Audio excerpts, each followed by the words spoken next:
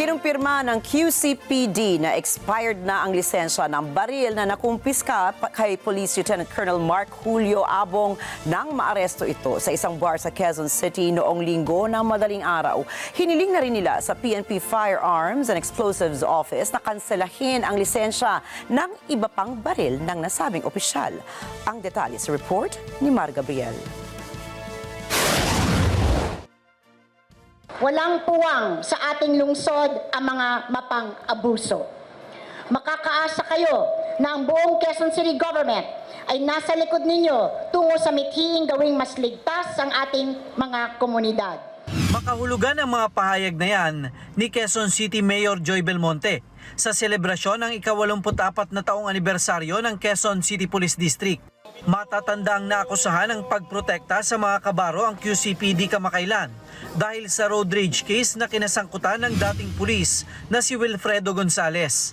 Bilang mga pulis, higit na inaasahan kayo na pumanig sa mga pangkaraniwang tao at sa mga inaapi habang tinitiyak ninyo ang kaayusan at kapayapaan sa ating pamayanan.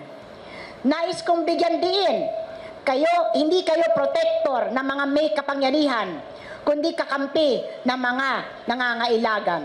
Ang bagong liderato ng QCPD, tiniyak ang tapat na serbisyo sa bawat mamamayan. Pinatunayan na raw nila yan sa panibagong kaso na kinasangkutan ng dating hepe ng CIDU na si Police Lieutenant Colonel Mark Julio Abong.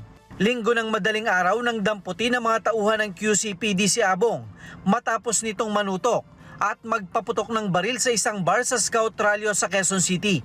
Never in the history of my assumption here, my leadership here, na we will protect policemen who are doing crimes. We will arrest them, we will file case, and we will detain them.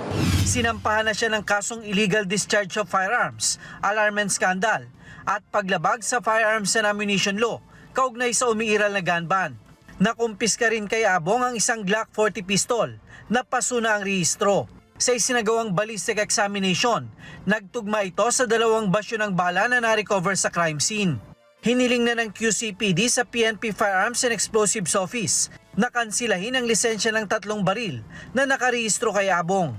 Nananatiling nakaditine sa custodial facility ng CIDU sa Camp Karingal si Abong habang hinihintay ang resolusyon ng piskal sa kaso na isinampalaban sa kanya.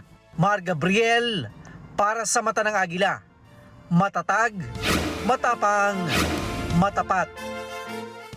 Maraming salamat sa inyong pagsubaybay sa Mata ng Agila Primetime. Para malaman ang matatag, matapang at matapat na mga balita, ay i-follow lamang at mag-subscribe sa @Net25 TV.